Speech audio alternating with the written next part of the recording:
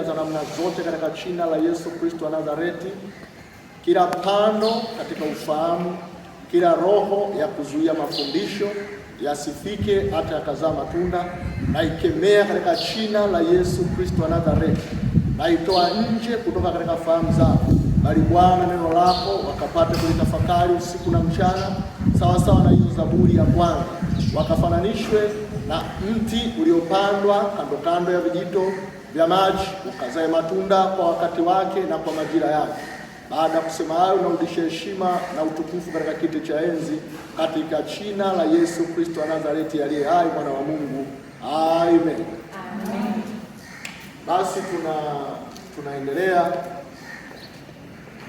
na darasa letu baada ya kuwa wiki iliyopita tuliangalia kwa kina na tukaulizana maswali kuhusiana na toba. Kwa hiyo leo nikasema tutakuja kuendelea kwenye kile kipengele cha ondoleo la dhambi. Sasa andiko letu ambalo tulilisoma ni kutoka katika ile Luka 24 na kuanzia mstari wa 44, ambao Biblia ilikuwa inasema, kisha akawaambia, hayo ndiyo maneno yangu niliyowaambia nilipokuwa ningali pamoja nanyi, ya kwamba ni lazima yatimizwe yote iliyoandikiwa katika Torati ya Musa na katika manabii na Zaburi. Ndipo akawafunulia akili zao wapate kuelewa na maandiko. Akawaambia, ndivyo ilivyoandikwa kwamba Kristo atateswa na kufufuka siku ya tatu, na kwamba mataifa yote watahubiriwa kwa jina lake habari ya toba na ondoleo la dhambi, kuanza tangu Yerusalemu. Bwana Yesu asifiwe. Kwa kumbuka, somo letu ambalo tunaendelea nao ni kuielewa Biblia, na tulijifunza vitu kadha wa kadha, lakini tukaja kwenye kipengele cha kujifunza nini maana ya Injili. Na hiyo Injili tulijifunza kwa mapana, tukaona mitume walihubirije, na sisi tunapokwenda kuhubiri tunatakiwa tuhubiri nini. Lakini Yesu akazungumza kitu, akasema, hayo ndiyo maneno yangu niliyowaambia nilipokuwa ningali pamoja nanyi, kwamba lazima yatimizwe yote niliyoandikiwa katika Torati ya Musa, manabii na Zaburi. Tukasema kumbe hiki ambacho Yesu anawaambia, kumbe hiki ambacho Yesu anataka kuwafundisha wanafunzi si kitu kipya, ni kile ambacho Musa alishawahi kukiandika, ni kile ambacho manabii walishawahi kukiandika, ni kile ambacho Daudi katika Zaburi alishawahi kukiandika. Ndipo akawafungua akili zao. Sasa hii statement unaweza kuiona ndogo, lakini statement hii kubwa. Maandiko yana kawaida ya kupata msaada au ya kuhitaji msaada kutoka kwa Roho Mtakatifu ili yeye akwambie andiko hili lina maana gani. Kwa nini? Kwa sababu wanafunzi walikuwa wanasoma, lakini walikuwa waelewi kwamba hii ina maana gani, na ndio maana kuna statement ambayo inasema, ndipo Yesu akawafungua akili zao wapate kuelewa maandiko. Kumbe maandiko unaweza ukayasoma na usielewe yana maana gani. Bwana Yesu asifiwe. Kwa hiyo hapo tuliangalia, lakini sehemu ambayo tukajifunza pia, Yesu akasema, na watu wote na mataifa yote watahubiriwa kwa jina langu juu ya toba na ondoleo la dhambi. Tuliangalia toba maana yake ni nini. Kwa hiyo kumbe toba inapoipo ndani ya Injili, mtu anapohubiriwa Injili, ambayo Injili tulisema ni habari za Yesu Kristo kwa maana ya kufa na kufufuka kwake. Na hapa niseme tu kwamba kwa sababu tunajifunza, lakini baada ya kujifunza tunatakiwa twende tukahubiri Injili. Injili tulijifunza. Kwa hiyo aidha huko kwenye daladala, aidha huko kazini, kuna jirani yako, unaweza kuchukua jukumu la kwenda kuhubiria Injili. Injili sio lazima uwe na sauti pana, na tuliona katika ile Warumi 1:16 kwamba Injili ni uweza wa Mungu uleta wokovu kwa kila aminiye, kwa Myahudi kwanza na Myunani pia. Maana ndani ya ile Injili kuna nguvu za Mungu. Kwa hiyo no matter una sauti ya namna gani, no matter una upole wa namna gani, lakini ukihubiri injili ambayo ndio tulijifunza injili ni nini, ukihubiri ndani ya hiyo kuna nguvu ya Mungu. Kwa nguvu ya Mungu haiko kwenye muonekano wa mtu. Nguvu ya Mungu haiko kwenye sauti ya Mungu, kwenye sauti ya mtu. Nguvu ya Mungu haipo kwenye namna ambayo unahisi una hekima ya kibinadamu, lakini nguvu ya Mungu ipo ndani ya injili. Kwa hiyo utakapohubiri injili kisawasa, haijalishi umevaa vipi, haijalishi unaonekana vipi, haijalishi una sauti ya namna gani, lakini ndani ya hiyo kuna nguvu ya Mungu. Bwana Yesu asifiwe. Kwa hiyo unaweza ukampata mtu ukamwambia, ndugu yangu, Yesu anakupenda kwa kuwa alikubali kufa kwa sababu ya dhambi zako, alitoa uhai wake. Sababu Yesu mwenyewe anasema kwamba huu ndio urafiki. Rafiki ni yule ambaye yuko radhi, yuko tayari kutoa uhai wake kwa ajili yako. Kwa yuko rafiki ambaye nimekuletea, yuko rafiki ambaye akutamani wewe kuona unaangamizwa, na ukimkubali leo, manake yeye atakachokupa, atakusamehe dhambi zake kabisa na maisha yako yatabadilika. Kama ulikuwa ni mtu ambaye umezoelea matusi, kama ulikuwa ni mtu ambaye umezoelea uzinzi, kama ulikuwa ni mtu ambaye umezoelea uongo, uchawi, ufisadi, ulevi, manake ukimkubali yeye, ana uwezo wa kuondoa kabisa. Umehubiri injili. Kwa injili sio kitu ambacho unatakiwa kujipangi sana, au hii nitaifanyaje, hii nitaifanya. Ndani ya agizo tuliona kwamba enendeni ulimwenguni mote. Kwa hiyo hapo tuliangalia kwa mtu huyu, tukasema akikubali hii injili ambayo wewe umemhubiria, ndio sawasawa na hiyo Marko 16, enendeni ulimwenguni mote mkahubiri injili kwa kila kiumbe. Aaminie, manake akiamini atatakiwa kubatizwa, ndio ataokoka. Asipoamini atahukumiwa. Lakini huyo aliamini, kuna ishara ambazo tunategemea tuanze kuziona kutoka kwake. Bwana Yesu asifiwe. Kwa hiyo huyo aliyoiamini injili ndio anafanyaje? Anatubu. Manake kutubu tukasema ni kugeuka. Manake alikuwa na uelekeo fulani na alikuwa na mawazo fulani, lakini sasa anatakiwa abadilishe uelekeo, abadilishe tabia, abadilishe kuamini jinsi alivyokuwa anaamini mwanzo, iwe ni tofauti. Na atakapotubu, maana yake atakapomgeukea huyu Yesu, Yesu ndiye mwenye uwezo wa kuondoa dhambi. Bwana Yesu asifiwe. Mwanzo tunasema tutakuja kuangalia nini maana ya ondoleo la dhambi, lakini mtu anaweza kujiuliza, kwa nini Yesu tu ndiye ambaye anaweza kuondoa dhambi? Kwa nini sio Musa? Kwa nini sio Elia? Kwa nini sio Zekaria? Kwa nini sio Yohana? Kwa nini Yesu? Kwa nini tumgeukie Yesu? Yesu ana utofauti gani na wengine?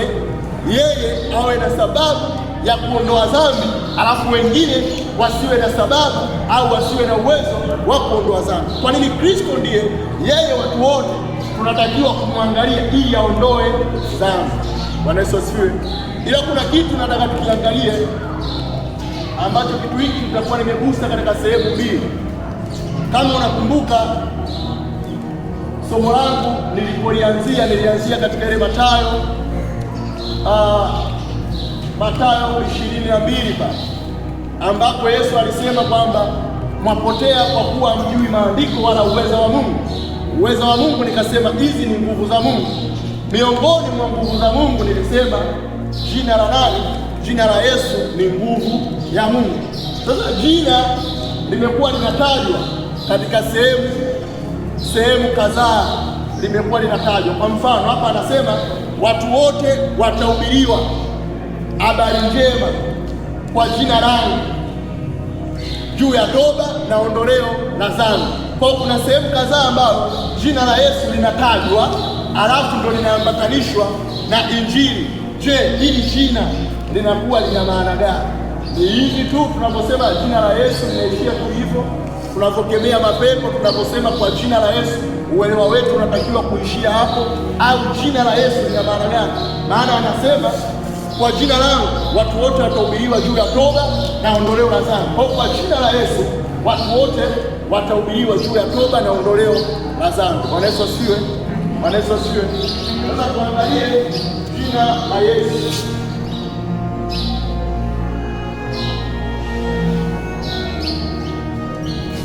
Nitauliza swali ili nione tulipotoka kama tuna kumbukumbu.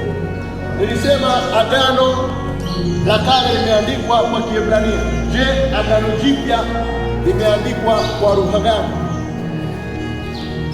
Kama darasa tuna uwezo wa kuchangamka tu, tunaendelea. Vale.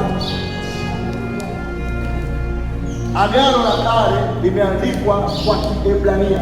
Agano Jipya katika asili yake, sababu hizi lugha ambazo zipo leo kwa maana ya Kiingereza, ya Kiswahili wametranslate kutoka katika lugha ile ambayo ni asili waliotumia kuandika Biblia, na tukasema kwamba kwa lugha hiyo kirudi tunapata maana iliyokuwa pana. Sasa kuendelea, karibu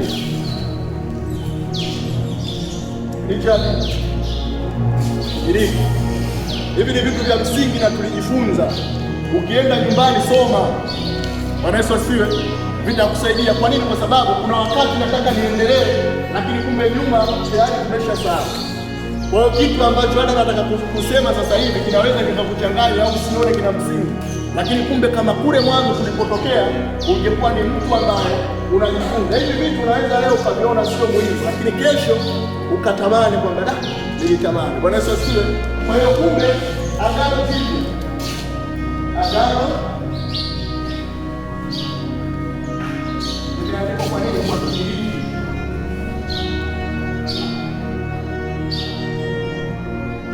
Ambao kuna maneno mengi sana tuliojifunza ya Kigiriki.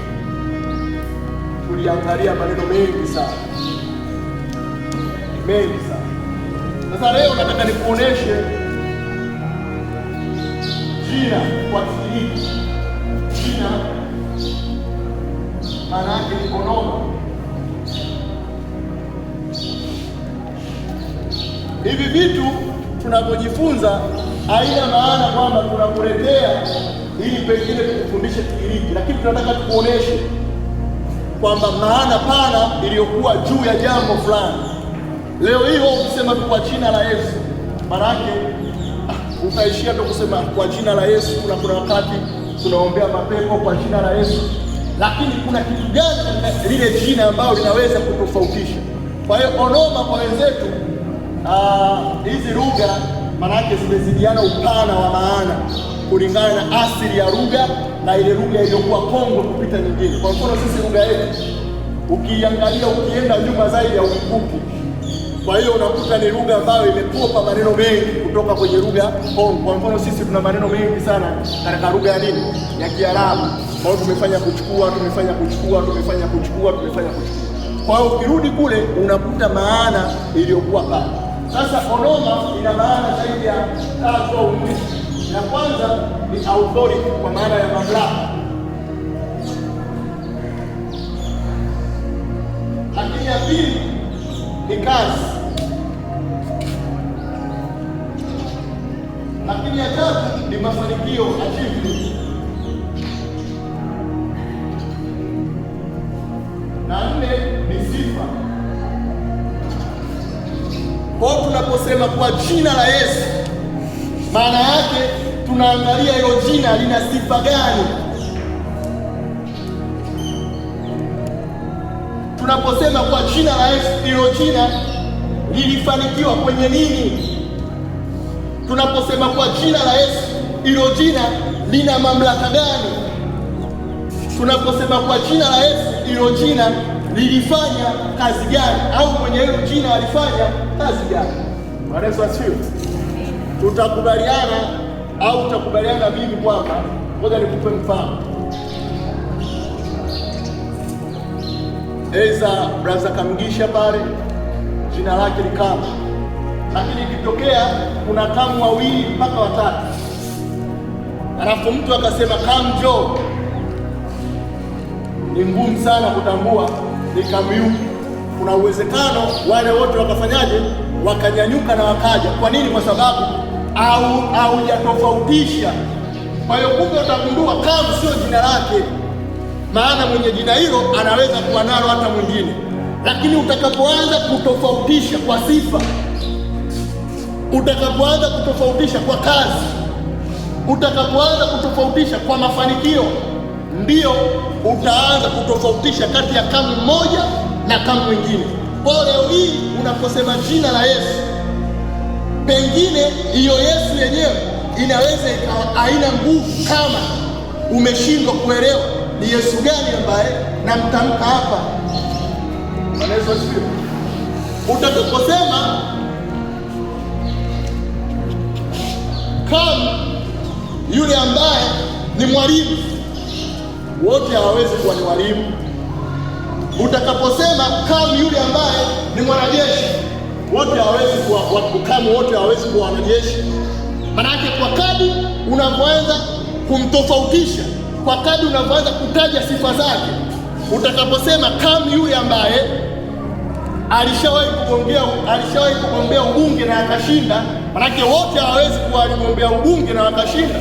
Mwingine utamkuta ni mfanyabiashara, mwingine utamkuta ni mwalimu, mwingine ni mwanasiasa. Kwa kazi zao ndizo zinazoanza kuwatofautisha. The same to Yesu. Bwana Yesu asifiwe. Bwana Yesu asifiwe. Aeleweka sisi.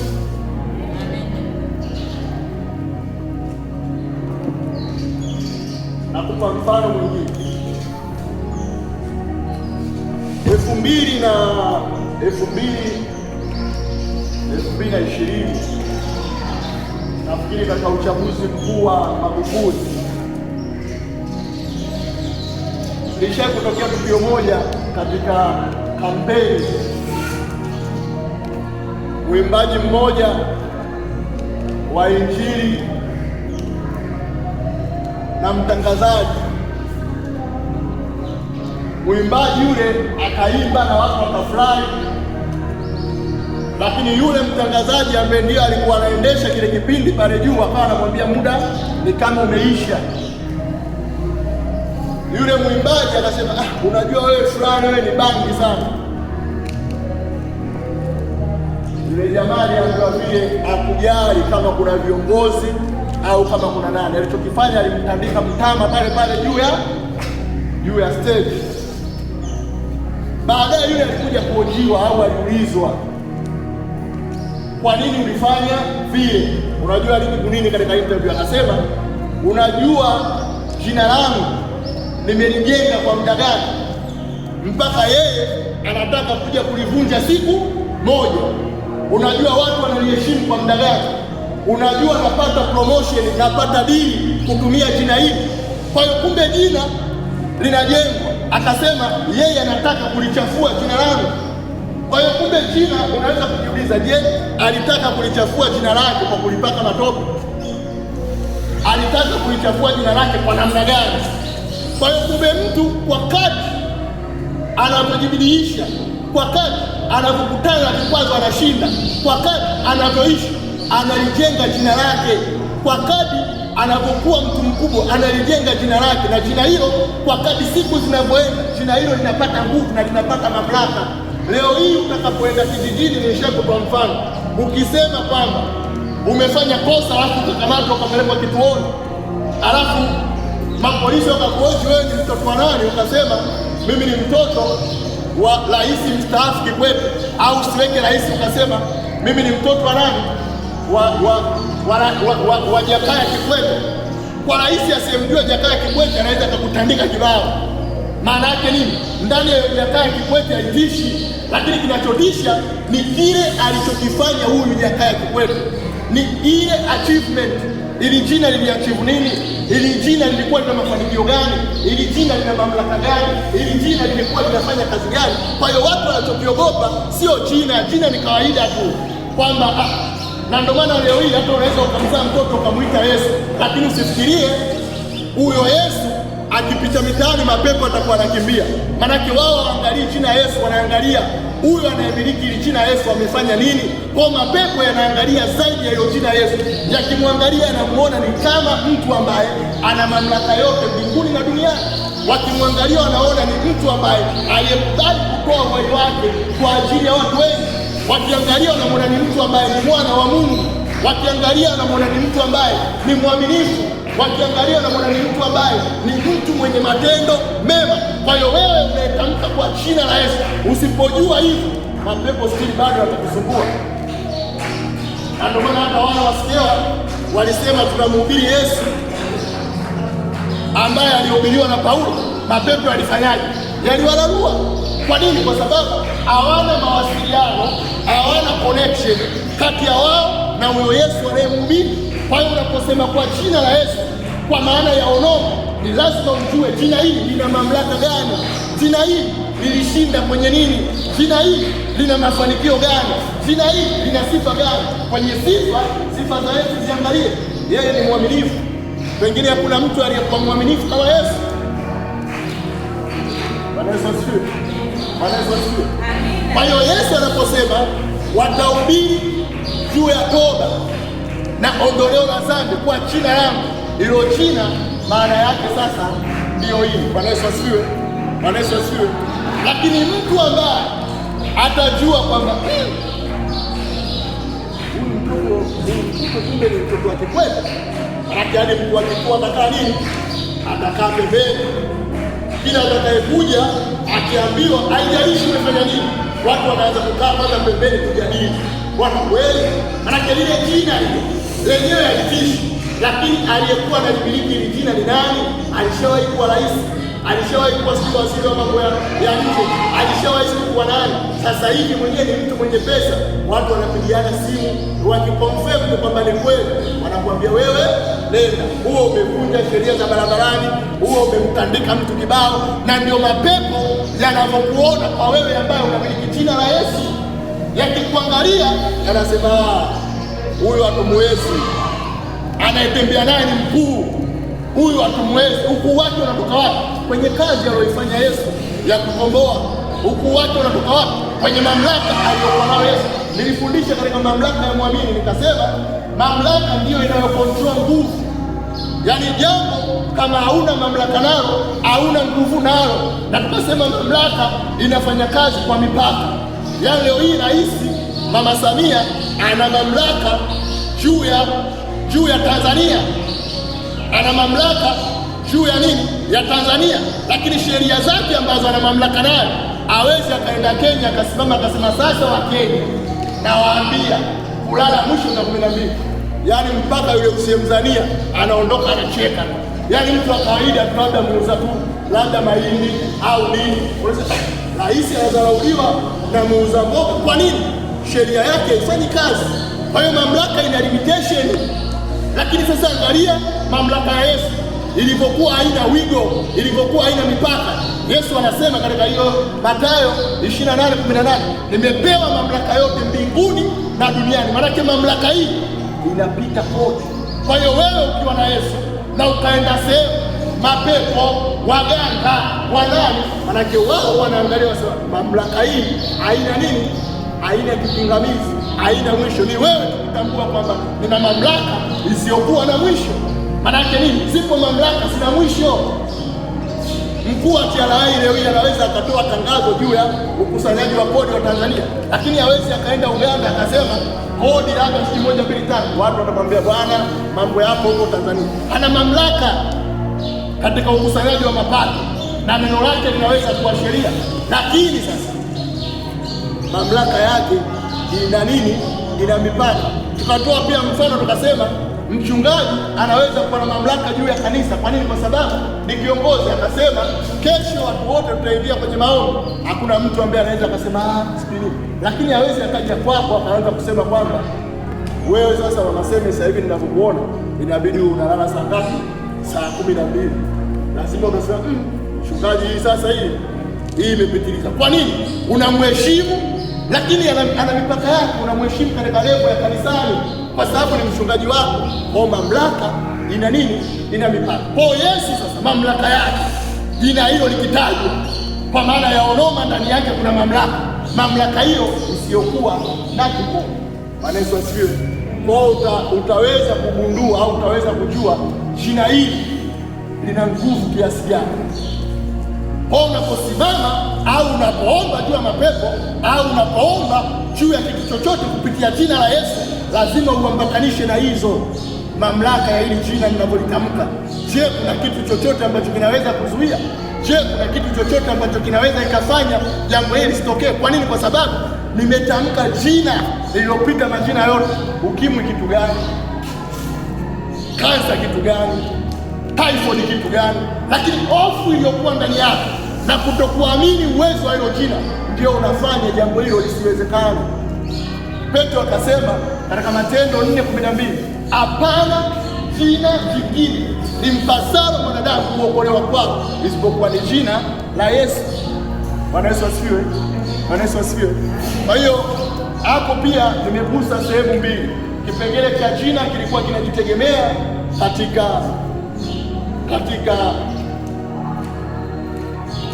katika zile nguvu kule ambazo ningekuonesha kwamba jina la Yesu lina nguvu gani.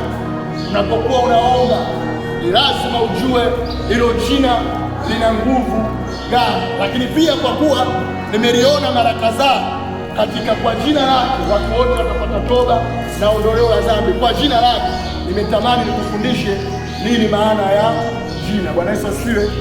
Sasa tukija kuangalia kuhusiana na ondoleo la dhambi, ondoleo la dhambi. Kwanza, dhambi ni nini? Lazima tuijue kwa mujibu wa maandiko.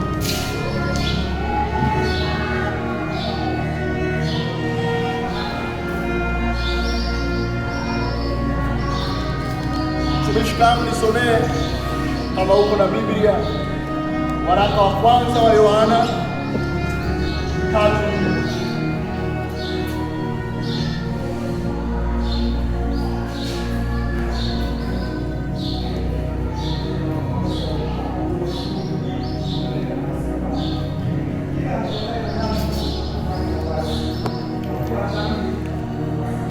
Asante. Nasema kila atendaye dhambi afanya uasi, kwa kuwa dhambi ni uasi, na uasi huu ni uasi huu.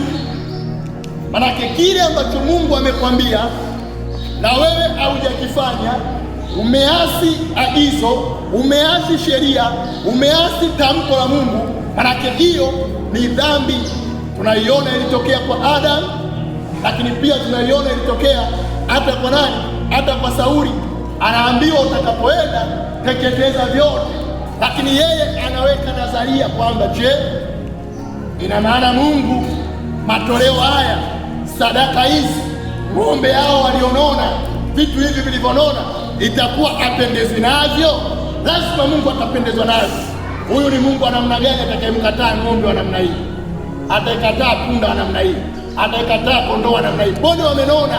Akachukua na watu waliokuwa wazuri bora. Lakini Samueli akamwambia, je, kutii? Akaambia kutii ni bora kuliko sadaka. Kwa hiyo wewe unaweza ukahisi akifanya hivi Mungu anapenda, lakini kama Mungu amekwambia kitu hiki akipo kwa namna hii, hata kiwe kinaonekana kina uzuri gani, lakini Mungu anajua, kwa akamwambia, je, kutii si bora kuliko sadaka nyingi? Wewe unasema kwamba Mungu amekwambia angamiza, manake ule ndio uasi, na kama ule ni uasi manake ni dhambi. Lakini pia nisomee Yakobo 4:17 tuidefine au tuangalie nini maana ya dhambi, ili sasa tutakapokuja kujifunza ondoleo la dhambi tunaelewa.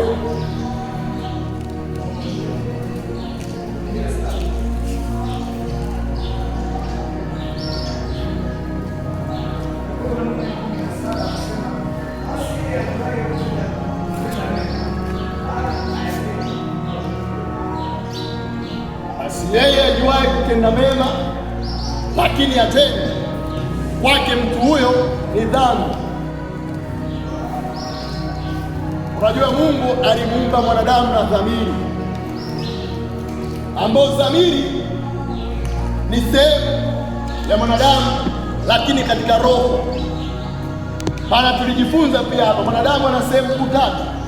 Mwanadamu ana mwili, mwanadamu ana nafsi, na mwanadamu ana roho. Sasa dhamiri yenyewe ipo katika upande wa roho, ambayo Mungu alimuumbia mwanadamu. Dhamiri hii inamsaidia kwenye kujua mema na mabaya, na ndio maana unaweza ukakuta kabla hata ya fundisho fulani, mtu automatically tu anajua natakiwa kumheshimu nani? Baba yangu na mama yangu. Kuna kitu ambacho Mungu amekiweka ndani ambacho kinamuonesha kabisa kwamba huyu ni nani? Huyu ni baba yako, huyu ni mama yako, na kwa kuwa ni wazazi wako unatakiwa kuwaheshimu. Sasa Biblia inasema yeye ajuaye kutenda mema na wala hayatendi, kwake mtu huyo ni dhambi. Kwa hiyo kumbe, chochote ambacho moyo wako, roho yako inakwambia jambo hili jema, alafu unasema kuna wakati mtu anakuja na shida, roho inajua kabisa natakiwa kumsaidia na nikifanya hivi jambo ni jema, lakini washindana na roho yako. Sasa mimi mwenyewe kesho nitaishije? Kesho mimi mwenyewe hapa itakuwa kwaje? Unamwacha mpaka mtu yule anafanyaje? Hiyo unashindana kabisa na roho yako.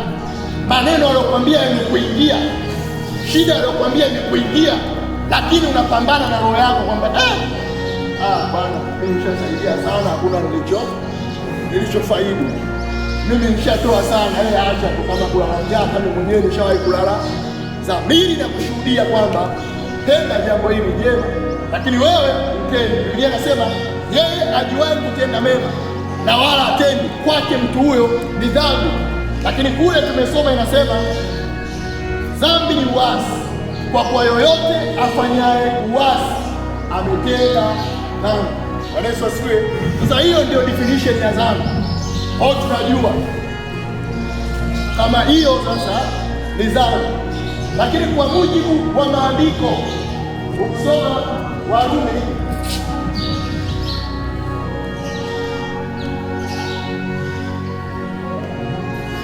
Warumi 6:23 inasema, maana mshahara wa dhambi ni mauti, lakini karama ya Mungu ni uzima wa milele ulio katika Yesu Kristo Bwana wetu. Kumbe hii dhambi ambayo tumeijua maana yake ni uasi, hii dhambi ambayo tumeijua maana yake ni kutokutenda mema wakati ulikuwa unajua jambo hili ni jema, manake jambo hilo kwako litahesabika kuwa dhambi, ulistahili kupokea mshahara wako, ambao mshahara wa hiyo dhambi iliyotenda ya uasi, hiyo mshahara wa dhambi iliyotenda ya kutokufanya mema, manake wewe ulistahili kupata mauti. Mshahara wa dhambi ni mauti, lakini karama ya Mungu, lakini upendo wa Mungu, lakini huruma ya Mungu hakuingizi wewe kwenye mauti, isipokuwa anatafuta njia ambayo anaweza kuifanya. Bwana Yesu asifiwe. Kuna mtu mmoja akasema hakuna eneo lililokuwa gumu ambalo Mungu alitulia sana kulitafutia majibu kama eneo hilo. Kwa nini? Kwa sababu Mungu ni mwaminifu, akisema jambo lazima litokee. Lakini sifa yake nyingine, Mungu ni mwenye huruma. Kwa hiyo sasa inabidi ya balance ya mambo yote mawili. Kwa nini? Kwa sababu alimwambia Adamu, matunda ya bustani ya miti yote waweza kula, isipokuwa mti uliokuwa katikati, ukila matunda yake utafanyaje? Utakufa. Manake mtu huyo alipokuja kula, kifo lazima kiwepo. Manake kulikuwa hakuna namna nyingine ya Mungu kuja kutengua hiyo kauli, au manake kauli hiyo sifanye kazi kama mwanadamu. Mwanadamu anaweza kusema mimi niliongea, lakini kumbe madhara yake ni nini? Ni makubwa. Jambo hili mimi nafanyaje? Naliondoa. Mungu hawezi kufanya hivi. Alishatamka jambo hilo lazima litakuwa, na kweli mtu huyu akafa. Lakini ndani ya kifo Mungu ndo anakuja kuachilia huruma zake. Kwa nini? Sifa yake nyingine, yeye ni mwenye huruma.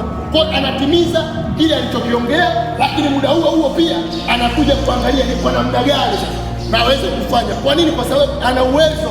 Wewe uliamini kwamba kifo ndio kitu ambacho tayari cha mwisho kimekufa, lakini Mungu kwa kuwa na uwezo, ana uwezo wa kuuisha tena, kukitoa kitu kwenye mauti kwa huruma zake. Na ndio maana baada ya Adamu kufa, na tulishawahi kujifunza kifo ambacho kipo pale, tukamwona Adamu akafa nini? Akafa kiroho. Lakini Adamu baadaye akaja akafa kimwili. Tukasema kiroho mtu anakufa vipi? Anakufa pale ambapo ana mahusiano kati ya yeye na Mungu, manake kuna utengano. Ndio maana Mungu akasema mtoe mtu huyu katika bustani, asije akanyosha mkono wake akatoa matunda ya uzima akaishi milele. Kile kitendo cha kutolewa, na tushakujifunza Eden maana yake ni nini? Uwepo wa Mungu.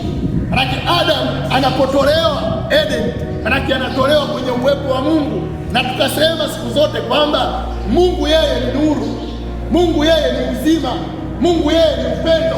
Kinyume ya Mungu maanake utakutana na hayo mengine yote. Kama Mungu ni nuru, nje ya Mungu kuna giza, si ndio? Kama Mungu ni upendo, nje ya Mungu kuna hasira, kuna chuki. Kama Mungu ni mwaminifu, nje ya Mungu hakuna uaminifu. Kama Mungu ni uzima, nje ya Mungu ni mauti. Bwana Yesu asifiwe. Leo hii kila kitu Mungu amekiweka katika chanzo ambacho iko kitu kinafanya iko kitu kiendelee. Leo hii samaki ukimtoa kwenye maji, hata kama hujamuua anakufa. Kwa nini? Mungu alimpa uwezo wa samaki kuendelea kuishi anapokuwa ndani ya nini? Ndani ya maji. Mti unaungamanishwa na ardhi, mti unachanua, mti unatoa matunda. Kwa nini? Kwa sababu umeungamanishwa na ardhi. Lakini ukiung'oa mti ule umefanyaje? Umekufa. Mwanadamu sehemu ya roho, Biblia inasema naye Mungu akampulizia pumzi, naye mwanadamu au Adamu ikawa nafsi hai. Mwanadamu ana sehemu ya Mungu ambaye sehemu hiyo ni katika roho yake kuwa na roho wa Mungu. Manake roho wa Mungu anapoondoka automatically mwanadamu huyu kifo kinatokea. Ndio maana kuna mtu mmoja mimi nikamwambia hivi, aliniuliza hivi, katika Biblia shetani ambaye ndo anaonekana mbaya, niambie wapi ameua? Yaani shetani anaonekana ameua. Yaani nilipotumia dakika moja kufikiria, akaniambia si unaona unavyowaza maana unatafuta, lakini angalia sehemu ambazo Mungu ameua. Hivi sijui akamuua, sijui akawaua, sijui akina nani, sijui akawaua, sijui Amaleki, sijui akawaangamiza, sijui nani. Unaona statement kama hiyo, alafu unasema Mungu ni mzuri. Alafu na kitu kimoja ambacho mimi nilimjibu, na wewe utakitafakari au utafakari. Biblia kuna wakati ambapo inaonesha kama Mungu ameua, lakini kwa namna nyingine uwepo wa Mungu unapotoka kwako wewe unakufa. Au Mungu anaposema au anapomwambia Sauli kawaangamize, si ndio? Wale watu wote muona Mungu ni mwenye huruma, kwa nini anaenda kuangamiza wote? Tena anaposema wote manake na watoto wadogo. Lakini Mungu anapoondoka katika maisha yako wewe, mauti inakuwa ni sehemu ya maisha yako, kwa sababu yeye ndiyo uzima. Kwa hiyo hata kama asingetumia statement ya kusema kawaue, yeye akiondoka kwa unakufa. Ni sawasawa na bahari kukauka. Yaani bahari, samaki anategemea bahari. Bahari siku moja ikiamua yeye mwenyewe ikakauka, samaki wanakufa hata kama hawajauliwa na yoyote. Kwa nini? Kwa sababu maisha ya samaki yanategemea bahari, maisha ya mwanadamu yanategemea Mungu. Mungu usipotembea sawasawa na anavyotaka, sababu yeye ni mtakatifu na wewe unatakiwa kuwa mtakatifu, na yeye anakaa ndani yako kupitia roho wake. Wewe ukitenda dhambi, Mungu anaondoka. Mungu akiondoka, mauti inaingia. Utasema Mungu amekuwa. Yeye anajitenga, kama alijitenga hata kwa mwanae kwa Yesu Kristo. Baada ya Yesu kuchukua dhambi, itakuwa kwako ambaye unatenda dhambi. Maana yeye mwenyewe atafanyaje? Atajitenga. Akijitenga, yeye ndio uzima, wewe utabaki na nini? Na mauti. Bwana Yesu asifiwe. Kwa dhambi ikafanyika, dhambi ikafanyika kwa Adamu. Dhambi hiyo ilipofanyika kwa Adamu, vizazi vikaenda. Nisomee ile Warumi 5:12.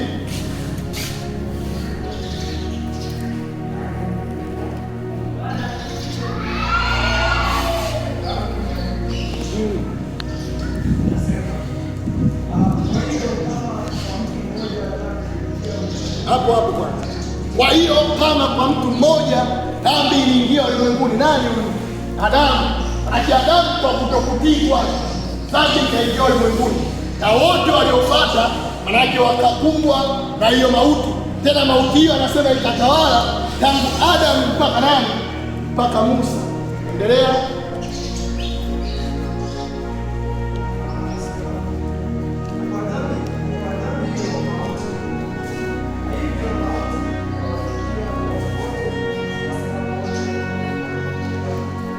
hiyo mauti ikawafikia watu wote, kwa sababu wote wamefanya dhambi.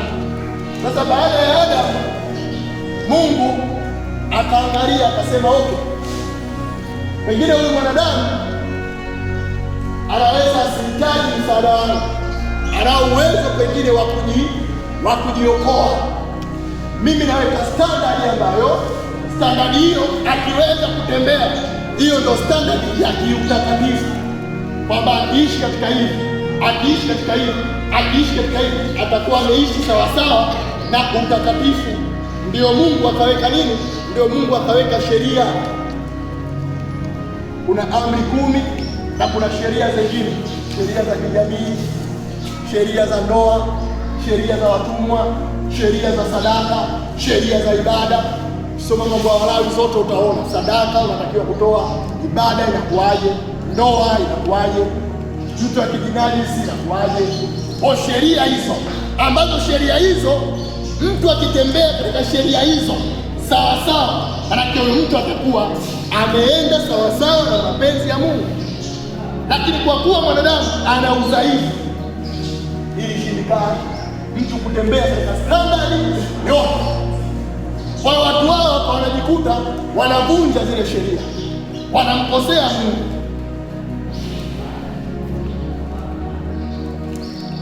Usitamani mke wa jirani yako, nyumba ya jirani yako, chochote alichokuwa nacho jirani yako.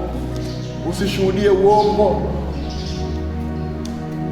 usiibe, usizini, mheshimu baba yako na mama yako, na zingine kadha wa kadha. Uwe na Mungu mmoja, usilitaje jina la Bwana Mungu wako bure, kwa maana yeye hataacha kukuhesabia hatia. Manake hizo watu wanajikuta wanadanganya, watu wanajikuta wanatamani, watu wanajikuta wanazini, zinawatoa katika ile hali au katika standard ambayo Mungu alitamani watembee. Kwa Mungu anawawekea system, anawawekea kitu ambacho wewe ukitenda dhambi hakuna tena mawasiliano, hakuna tena mazungumzo kati ya mimi na wewe. Je, ni kitu gani ambacho nitakiweka ili kuwe kuna mawasiliano, kuwe kuna mazungumzo kati ya mimi na wewe, ambapo jambo hili tunaliona Mungu alilionyesha tangia mwanzo. Maana baada ya Adamu na Eva kutenda dhambi, alichokifanya Mungu ni kuchinja nini? Ni kuchinja mnyama. Yule mnyama, manake kuna damu ambayo imemwagika.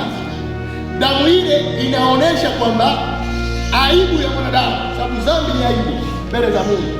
Kwa maana Adamu anasema kwamba walipokula tunda tukajiona kwamba nini? Tuko uchi. Ukitenda dhambi mbele ya macho ya Mungu unaonekana uko uchi. Hata kama wewe ulishawahi kuota uko uchi, itafakari sana, sababu hata mimi nishawahi kunikuta. Kwa hiyo na wewe angalia mahusiano yako na Mungu pale unapoota tena uko uchi mbele za nini? Mbele za watu. Maana kuna kitu hapo kinaweza kikawa kipo sawa kati ya wewe na Mungu. Ndio jinsi unavyoonekana mbele za Mungu kwa kile ambacho unakuwa umekifanya. Kwa walipoonekana wako uchi, Mungu akachinja mnyama. Kuchinja mnyama ni ishara ya kuonesha kwamba kwa damu ya mwana kondoo Mungu ana uwezo wa kufunika ili aibu.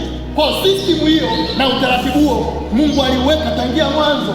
Kwa hata baadaye alipokuja kuiweka kwa wana wa Israeli kwamba endapo mtu akivunja sheria au mtu akitenda dhambi, manake mtu huyu anatakiwa aje na nani? Aidha na mbuzi, aidha na kondoo, aidha na ng'ombe. Lakini kwa wasiokuwa na uwezo, njoo hata na nini? Njoo hata na njiwa, atachinjwa. Kwa nini? Kwa sababu mshahara wa dhambi ni mauti. Kwa hiyo wewe unatakiwa kufa, lakini kwa sababu ya huruma za Mungu anakufa mwingine kwa ajili yako wewe. Kwa Mungu akaanza kutengeneza kama kivuli kwamba anatakiwa afe mnyama ili wewe uendelee kuishi. Ndio maana wanyama walipokuwa wanaletwa lazima uweke mkono wako juu yake, alafu Bwana yani ni ishara kama dhambi zangu ninazihamisha kwa huyu mnyama, alafu mnyama anachinjwa badala nini? Badala yake. Ndicho kilichokuja kufanyika kwa Yesu. Kwa Mungu aliweka hiyo tangia mwanzo. Wewe Adamu na mke wako mmetenda dhambi, lakini mimi naenda kuchinja mnyama ili nyinyi mpate kuwa hai. Kuna uhai unapotea kwa ajili yenu.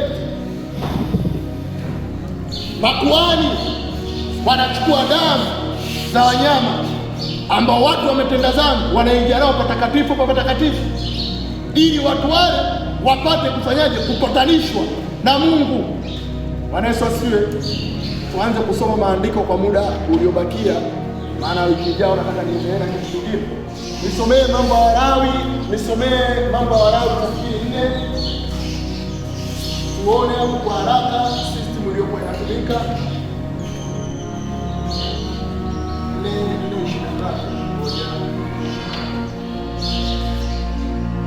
4:22.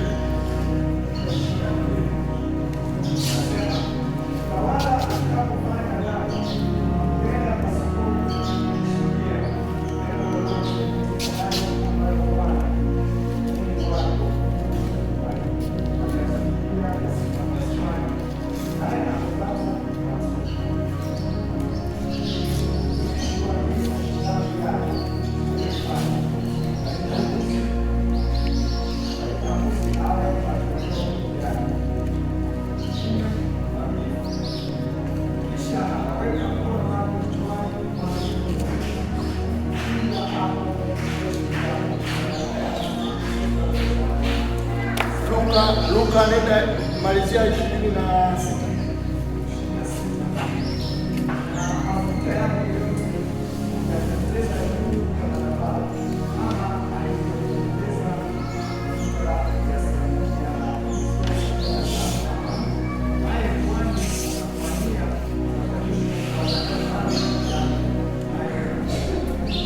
Naye kuhani atamfanyia upatanisho kwa ajili ya dhambi zake, naye atasamehe.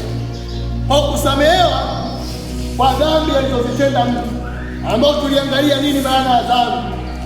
Maana kusamehewa kwake ni lazima aje na dhabihu mbele ya hema takatifu, mbele ya kuhani, naye ataweka mkono juu ya huyo mnyama aliyekuja naye, naye mnyama atachinjwa, na baadaye kuhani atampatanisha kupitia ile damu kati ya huyu mtu na yeye aliyetenda dhambi. Bwana Yesu asifiwe. Kwa hiyo katika Agano la Kale, lakini dhambi hizo zilikuwa haziondolewi, zilikuwa zinafunikwa, kwa maana maandiko yanasema sadaka au dhabihu za mbuzi na za ng'ombe haziwezi kamwe kuleta nini? Ondoleo la dhambi. Manake hizo zilikuwa zinafunika.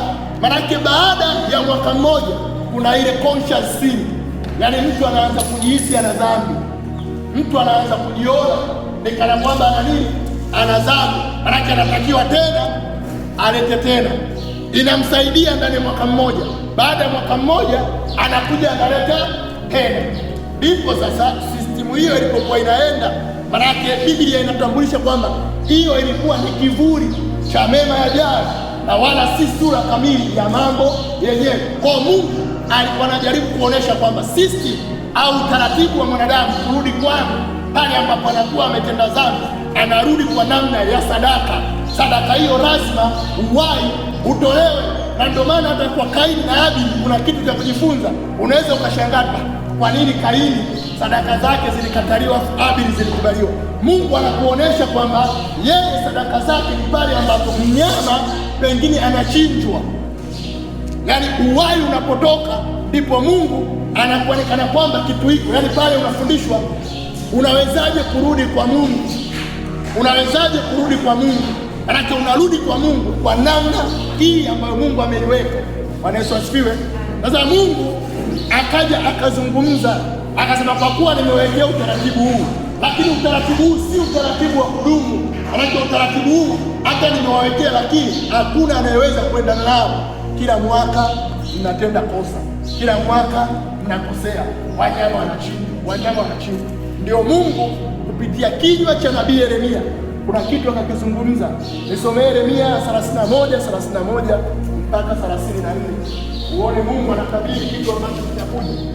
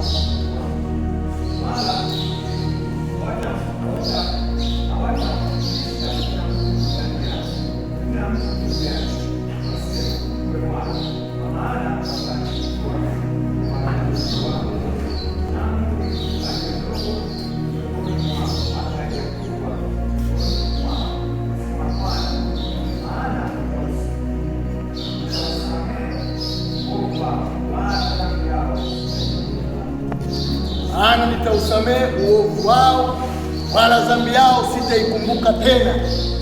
Angalia, siku zinakuja, asema Bwana, atakapofanya agano jipya na nyumba ya Israeli na nyumba ya Yuda.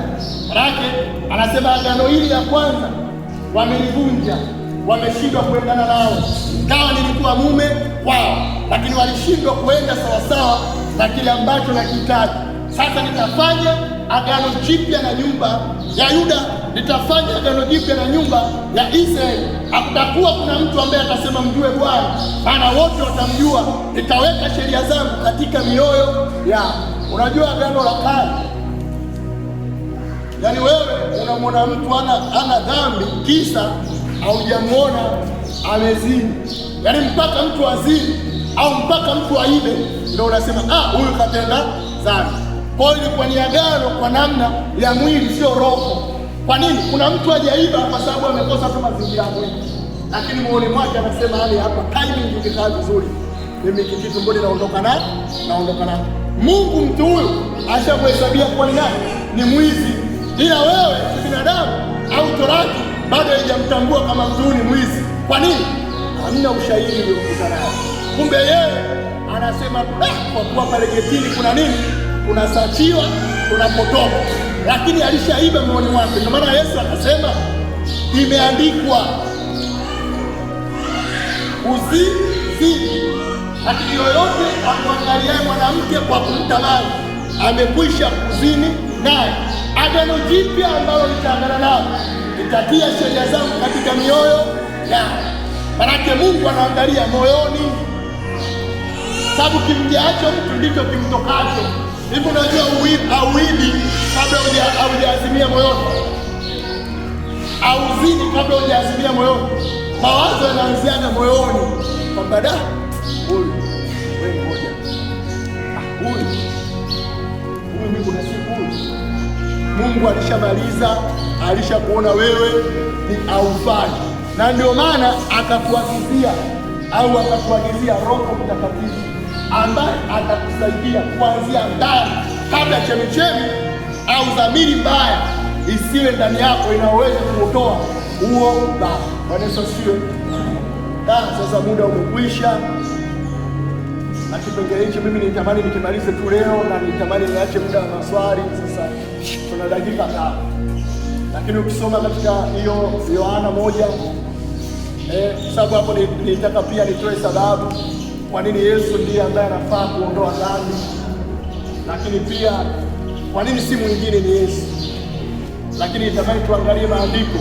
Sasa labda andika tu maandiko kama haya, andika Mathayo 20 na Mathayo 26. Ngoni angalia hapa. Nafikiri Mathayo 26:28 hapa. Yesu anasema, na hii ndio damu yangu imwagikayo kwa ajili ya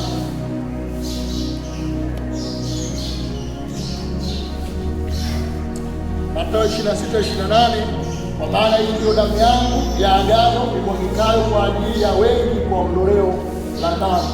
Kwa Yesu mwenyewe anasema hii ndio damu yangu imwagikayo kwa wengi kwa ajili ya ondoleo la dhambi. Lakini ukaenda ukasoma Waebrania 8:10 ambao pia utaona kwamba hata hii ambayo Yeremia anaizungumza. Ana swali? Sikusikii. Karibu.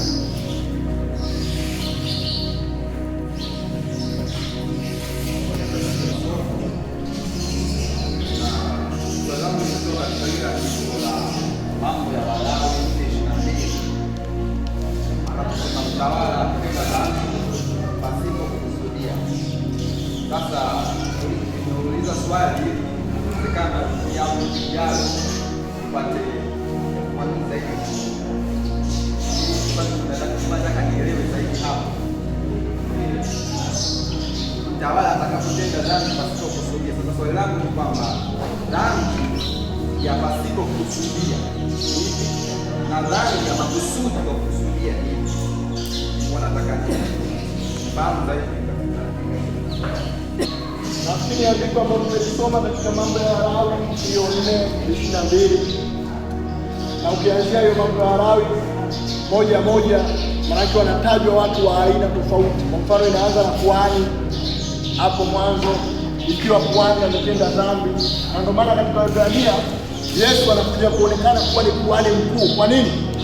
Biblia inasema torati yenye kuwafanya makuhani waliokuwa wadhaifu kuwa makuhani. Udhaifu wa makuhani ulikuwa ni wapi? Wao wenyewe walikuwa na dhambi, na ndio maana hata anapoingia patakatifu kwa utakatifu anaingia kwa ajili ya sadaka za ondoleo la dhambi za watu wengine na zake mwenyewe, kwa kuwa hata yeye mwenyewe ni mwanadamu. Lakini Yesu alipoingia patakatifu hakuingia na sadaka kwa ajili ya ondoleo dhambi yake mwenyewe, bali za watu ambaye yeye amewakomboa. Na kwa maana yeye anakuwa mjumbe wa agano jipya aliyekuwa bora. Hivyo kaisoma hiyo Mambo ya Walawi, utaona kuna makuhani, alafu kwenye hiyo 22 ndio inafika hata mtawala akitenda dhambi. Bwana Yesu asifiwe. Kwa kuhani mwenyewe anaweza kutenda dhambi. Je, mtu akitenda dhambi, mtawala akitenda dhambi? Lakini kipengele ambacho mtumishi ameuliza, huyu mtawala amesema mtawala akitenda dhambi isiyo ya kukusudia. Akasema, je, dhambi isiyo ya kukusudia ni ipi na dhambi ya kukusudia ni ipi? Karibu kwa wewe ambaye mwenye jibu tunapoenda kumaliza, lakini na mwenye swali lingine lolote ambao pia tutakuja kuyajibu wiki ijayo, karibu sana. Unajua ni maeneo muhimu sana. Yaani wewe unaweza ukataa tu hivi, lakini Kristo ameondoa dhambi zako, ambazo dhambi hizo kama hujazikubali na hujaelewa, mshahara wake ni mauti. Unatakiwa utulie hapo, uelewe hapo, usome hapo, ulie hapo, ushukuru hapo, unyenyekee hapo, ufurahi hapo.